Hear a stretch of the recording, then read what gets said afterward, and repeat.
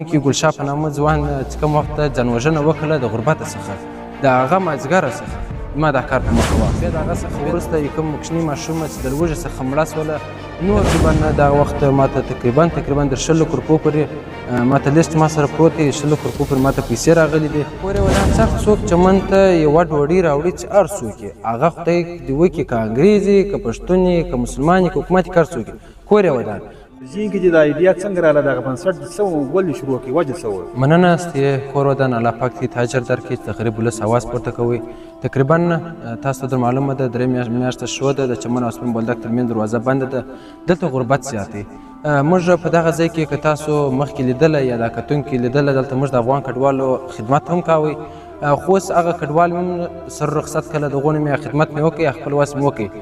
په چمن کوم خلک چې وله که د چمن دي که د بولدک دا ټول کار روزګار پر دروازه ولو نو دروازه بنده سوله. اخوا ته هم دی نه سوه تللی د دروازې کم 500 زرې چې ګاټې هغه زرې رس کوم پر ودرېدی.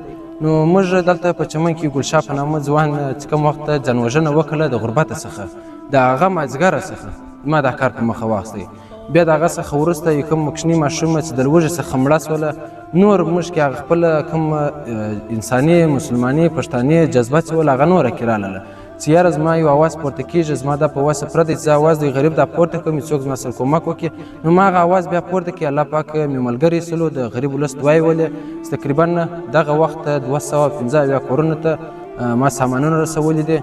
تقریبا دغه وخت ماته تقریبا د 100 روپو پورې ماته لیست ما سره پروت دی. 100 روپو پورې ماته پیسې راغلي دي. اوس دا ودانن سامان تقریبا هم ستا کوشش چې تقسیم کړي دا سامان ته چیرې وړې هغه یو پیکیج به د څو روپو او تر اوسه پورې به تا څو خاندانونو ته ورکړی پیکیجان؟ دغه یو پیکیج تقریبا په دې کې حکیمین صاحب د ښکاره کې په دې کې د کور هر هغه شی شته چې ضروري دی مهم کوم روزمره چې موږ ته استعمالو هغه سامان پکښې دی.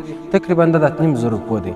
اوس دا وخت ما 215 کورونه پر کېږي ما سامان کړی دی او دغه چې اوس پراته دا تقریبا د 10 کورو دی هم د ډېرو پیسو سامان راځي. دغه ما دلته ایښی دی دا اوس په موټرسایکل باندې 2 کورو 3 کورو ته بس دا کوم هغه کورونه دي چې وروړې دا ټول هغه خلک دي دا به پر ویډیو موږ وایو دا سفید پوشه خلک دي.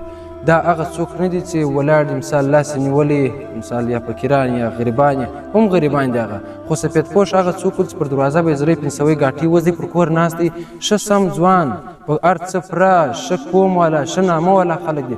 خدای څه وکړي دی د کور مجبور دی فرنیچر یې خرڅ کړي. ما سره خلک پر لین دي هغوی هم سامان وړی دی فرنیچر یې خرڅ کړي د کور سامانونه خرڅ کړي دي حتی حیوانان یې د کور د خرڅ کړي دي نو هغه کورو ته دا سامان وړو بالکل یې سفید پوشه ته وړو. او دا د څونه فیملي کېدی شي مثال د څو نفوس کېدی تقریبا دغه سامان د 2 هفتو شاوخوا دی یعنې فیملي تقریبا 8 کسه 8 کس په کور کې دغه نو انشاءالله چې ولس د غریب ولس دعاوې راسره او د ملګرو ملګرتیا راسره انشاءالله تر وخته پورې مې دغه زړه دی چې انشاءالله تر وخته پورې به دا کار کوم. د سرکار لخوا هم راشن روان دي په هغه په حواله ته څه وایي او سرکار یې سره رابطه نه کړې ستا سره کوم لیست پروت دی د سرکار سره تا رابطه کړې د خپل لیست مطابق باندې ستا سفید پوشه خلک دي هغو کورو ته ورسېږي. کور یې ودان هر څوک چمن ته یوه ډوډۍ راوړي چې هر څوک یې هغه خدای دې وکړي که انګریز یې که پښتون یې که مسلمان یې که حکومت یې که هر څوک یې کور یې ودان.